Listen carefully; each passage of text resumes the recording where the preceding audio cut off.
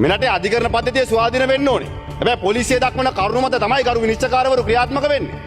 පොලිසිය සම්පූර්ණයෙන් දේශපාලනීකරණය වෙනවා නම් ආණ්ඩුවේ අතකොළුවක් බවට පොලිසිය පත් වෙලා තියෙනවා නම් පොලිස්පතිවරයා හැසිරෙන්නේ පැලවත්ත කාර්යාලය නැත්නම් ජීවිප් එකට ඕන විදියට නම් ගම් නියෝජක කතානායකතුමනි ඒ පිළිබඳව ජනතාව තුළ යම් මතයක් තියෙනවා.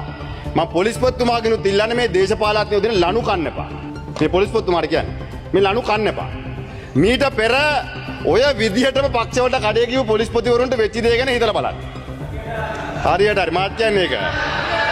ඒක තමයි මාත් කියන්නේ. ඔබතුමාලට ඕන විදිහට චෝදනා හදන්නත් පුළුවන්, නගන්නත් පුළුවන්, කියවන්නත් පුළුවන්. හැබැයි ඉතින් මතක තියාගන්න.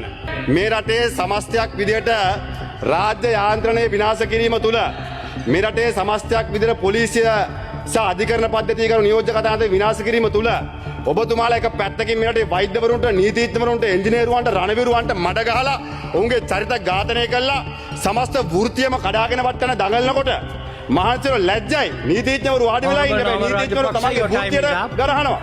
එහෙම කරනකොට ගරු නියෝජ්‍ය කතානායකතුමනි සමස්තයක් විදිහට රාජ්‍ය කඩන් වැටෙන එක නවත්තන්න බෑ. ඒ රාජ්‍ය කඩන් වැටෙනවට පස්සේ ඇවිල්ලා කෙඳිරි ගන්න එපා. අනේ මෙන්න මේ රාජපක්ෂලාගේ වැඩක් කියලා කෙඳිරි ගන්න ලෑස්ති වෙන්න එපා. මොකද අපි ඔයාලා වගේ මේ පස්සේ දොරෙන් දුවන අය නෙවෙයි. මෙයාලා දන්නවා. ඔයාලා දන්නවනේ අපි ගැන. ඒ හින්දා ඒවට ලෑස්ති වෙන්න එපා කියලා නියෝජ්‍ය කතානායකතුමනි. අපි හැංගි හොරා වැඩ නැහැ. අපි ඒක වෙලාවම අපි කතා බලාගමු. Your time is up.